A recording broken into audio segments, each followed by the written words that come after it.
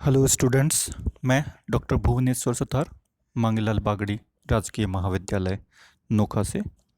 आज का हमारा टॉपिक है वर्ग विभव कूप, स्क्वायर वेल पोटेंशियल। इसके लिए हम पारगमन गुणांक की गणना करेंगे।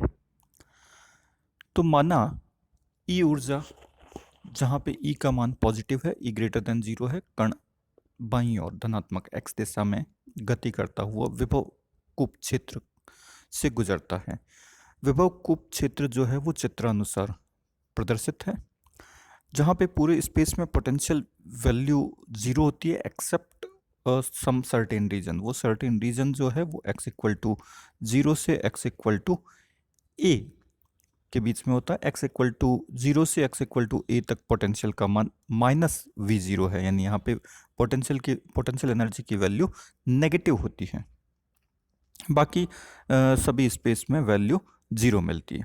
ठीक है, तो हम इस रीजन को तीन पार्ट में डिवाइड कर सकते हैं। First region x less than zero, second region between zero to A, और थर्ड रीजन है ग्रेटर देन ए।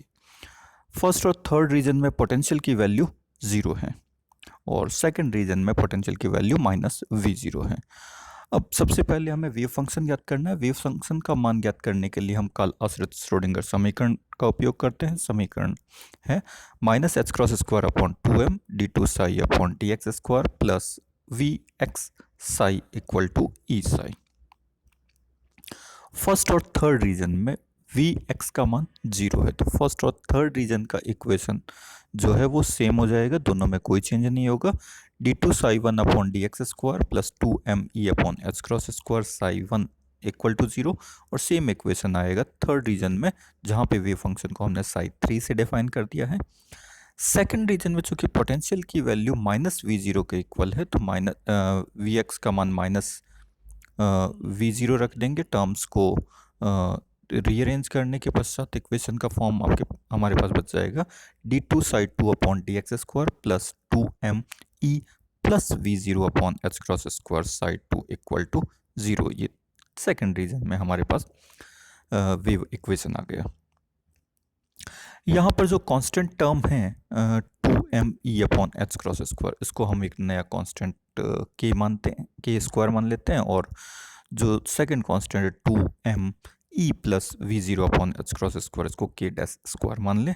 तो हमारे पास समीकरण के जो व्यापक हल हैं वो कुछ इस प्रकार से हो जाएंगे तीनों रीजन में। Psi one equal to a e की power iota k x plus b e की power minus iota k x less than zero के केस में। In between zero to a यानी सेकंड रीजन में इसका मान हो जाएगा psi two equal to f e की पावर आयोटा के dash x plus g e की पावर माइनस आयोटा के डैश एक्स। और थर्ड रीजन में दो टर्म आती है, सी ई की power iota k x plus D E की power minus iota k x. Same form जैसा हमने पोटेंशियल बैरियर में किया था। जो फर्स्ट टर्म है आयोटा के एक्स, वो एक्स डायरेक्शन में प्रोपेगेशन को शो कर रहा है, और माइनस वाला टर्म जो है वो माइनस एक्स डायरेक्शन में प्रोपेगेशन को शो कर रहा है।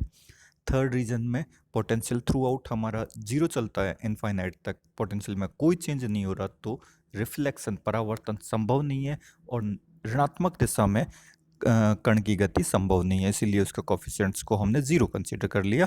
तो हमारे पास एक टर्म बची सी ई की power iota k x. Okay, यहाँ तक हो गया। अब इन कोफिशिएंट्स का मान, इन गुणांकों का मान ज्ञात करना है, और इसकी सहायता से हम पारगमन गुणांक का मान ज्ञात कर सकते हैं। इन गुणांकों का मान ज्ञात करने के लिए हम परिसीमा प्रतिबंध, बाउंड्री कंडीशंस को अप्लाई करते हैं। बाउंड्री कंडीशन, पहली बाउंड्री हमारी x इक्वल टू जीरो पर, वहाँ पे वेव फंक्शन और उसके फर्स्ट ऑर्डर डेरिवेटिव को इक्वल करेंगे। सेकंड बाउंड्री हमारी x इक्वल टू a पर। फर्स्ट बाउंड्री फर्स्ट रीजन और सेकंड रीजन के बीच में है, तो साई वन और साई टू के लिए हमने बाउंड्री कंडीशन अप्लाई कर दी, और हमारे पास इक्वेशन आ गई a plus B equal to F plus G, और k times a minus B equal to K dash times f minus G. इन दोनों इक्वेशंस को एक बार ऐड किया, एक बार सब्ट्रैक्ट किया, तो हमारे पास a और b की वैल्यू आ जाएगी। 2a equal to one plus के dash upon k times f plus one minus के dash upon k times g। और टू बी की जो वैल्यू है वो हमारे पास आ जाएगी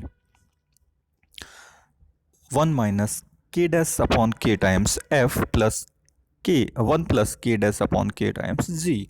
एफ और जी की टर्म्स में ये वैल्यूज आ गई। एफ और जी की वैल्यूज पुटअप कर हम ए और बी के मान ज्ञात कर सकते हैं, या इनका डिवाइड कर बी अपॉन ए का मान ज्ञात कर सकते हैं, जिससे हमारे पास रिफ्लेक्शन कोफिशिएंट आएगा। इनके मान कैलकुलेट करने के लिए हमने दूसरी बाउंड्री x इक्वल टू ए जो सेकंड रीजन और थर्ड रीजन के बीच में है साई 2 और साई 3 फंक्शन पे अप्लाई होगा। फंक्शन और उसके फर्स्ट ऑर्डर डेरिवेटिव को हमने क्या कर दिया, कंटिन्यूस कर दिया। और इस बाउंड्री कंडीशंस को अप्लाई करने के पश्चात हमारे पास कुछ रिजल्ट्स हैं, वो आ गए सी ई की पावर आयोटा के ए इक्वल टू एफ ई की पावर आयोटा के dash a plus g e की पावर माइनस आयोटा के डैश ए के टाइम्स सी ई की पावर आयोटा के ए equal to K dash times bracket में आएगा एफ ई की पावर आयोटा के डैश ए माइनस जी ई की पावर माइनस आयोटा जी के, यहाँ पे एक माइनस साइन और लगेगा, ये ध्यान रखना है, ई की पावर माइनस आयोटा के डैश ए। इन दोनों टर्म्स को आपस में डिवाइड कर दिया और सॉल्व कर लिया तो हमारे पास जी अपॉन एफ की वैल्यू आ गई, जो पहले भी हम कैलकुलेट कर सकते हैं। उसी प्रकार से के G upon F equal to minus का के माइनस के डैश अपॉन के प्लस के डैश इंटू ई की पावर 2 आयोटा के डैश ए, ये जी अपॉन एफ का मान आ गया। जी अपॉन एफ का मान यूज करेंगे और बी बाई ए की वैल्यू कैलकुलेट कर सकते हैं, बट हमारा एम जो है वह है C by A, transmission coefficient find out करना, पारगमन गुणांक का मान ज्ञात करना।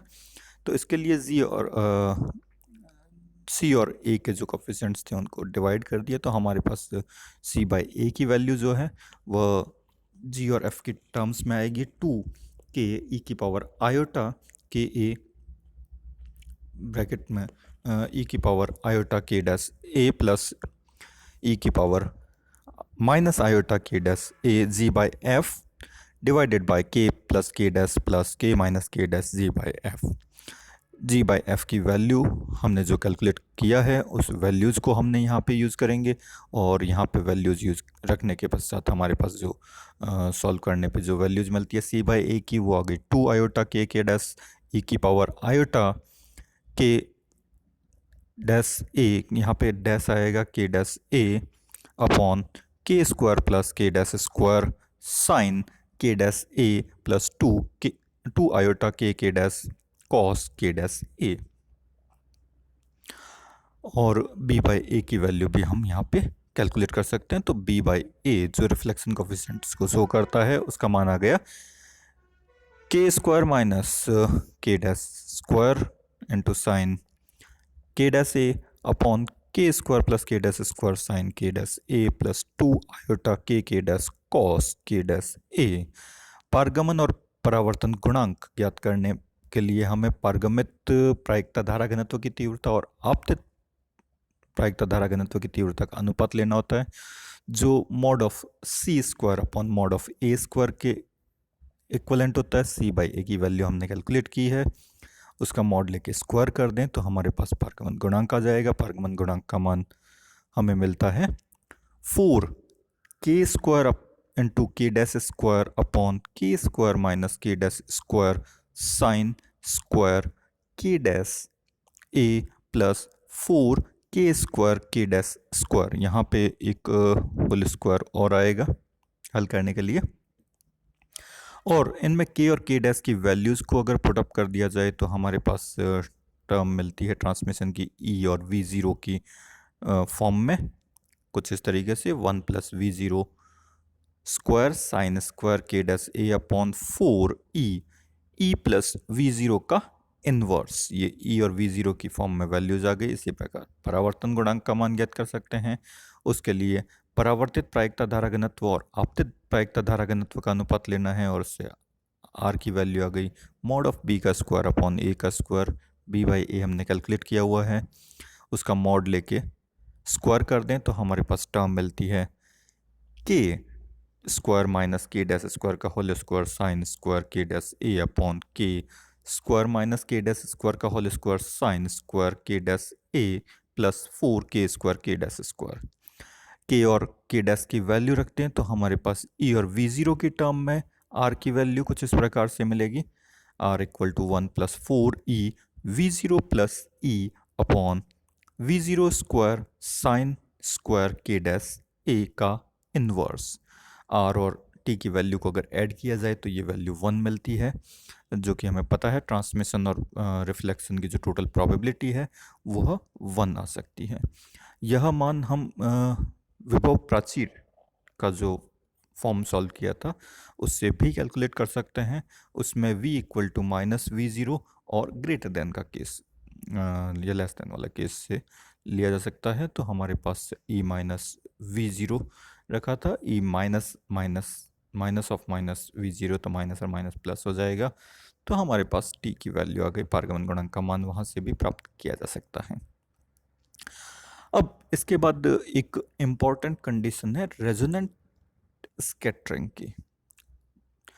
यहाँ पे ट्रांसमिशन और रिफ्लेक्शन की वैल्यूज़ हमने फाइंड आउट की, और ट्रांसमिशन और रिफ्लेक्शन की वैल्यूज़ जो है वह एक टर्म साइन हाइपरबोलिक जो पीरियोडिक होती है, पीरियोडिक फंक्शन है, तो ये सर्टेन वैल्यू पे मैक्सिमम सर्टेन वैल्यू पे मिनिमम होगा।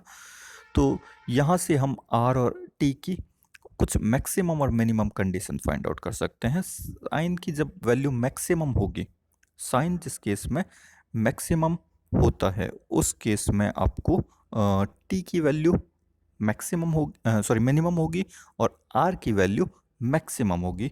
तो साइन मैक्सिमम की जो वैल्यू है वो मिलती है +-1 और उसका स्क्वायर यूज रखा है तो मैक्सिमा को शो करेगा। तो आर मैक्सिमम की वैल्यू जो है 1+4 ब्रैकेट में E minus we zero upon we zero square का इन्वर्स ले लिया, और ये वैल्यूज़ कहाँ पे मिलती है, k dash equal to 2n+1 pi by two के ऑड इंटीजर मल्टीपल्स पे ये वैल्यू क्या मिलती है +-1, और इवन इंटीजर यानी पाई या पाई के इंटीजर वैल्यूज़ पे ये वैल्यू होती है 0। तो ये मैक्सिमा का केस हो गया। सिमिलरली इसी केस पे टी की मिनिमम वैल्यू होगी और वो वैल्यू मिलती है t minima equal to 1+v0 square upon 4e bracket में e प्लस वी ज़ीरो का इन्वर्स, ये मिनिमम है टी की वैल्यू। और इसके रिवर्स अगर के डैश ए की जो वैल्यू है वह एन पाई के इक्वल है तो साइन की जो वैल्यू है वो 0 हो जाएगी, और उस केस में आर मिनिमम की वैल्यू 0 और टी मैक्सिमम की वैल्यू 1 मिलती है। यह इंपॉर्टेंट रिजल्ट है, यह पीरियोडिसिटी को शो करता है। तो ये कुछ सर्टेन वैल्यूज है जहाँ पे ट्रांसमिशन की वैल्यू क्या मिल रही है 1 मिल रही है, ट्रांसमिशन मैक्सिमम हो रहा है। इस केस को हम कहते हैं अनुनाद की स्थिति, रेजोनेंस कंडीशन। वो सर्टेन वैल्यूज़ जहाँ पर टी की वैल्यू क्या मिलती है, एनर्जी की वो सर्टेन वैल्यूज़ जहाँ पे टी की वैल्यू क्या होती है 1 हो जाती है, तो वो रेजोनेंस कंडीशन कहलाती है।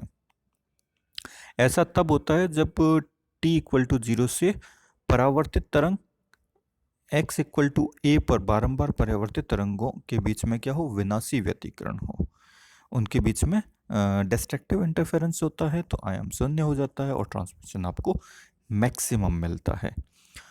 यह जो केस है वो सबसे पहले रामसोर टाउनसेंड ने सर्वप्रथम अनुनादित पारगमन को निष्क्रिय गैसों के लिए अध्ययन किया, तो उसी के नाम पे इस प्रभाव को रामसोर टाउनसेंड प्रभाव कहते हैं। धन्यवाद, थैंक यू।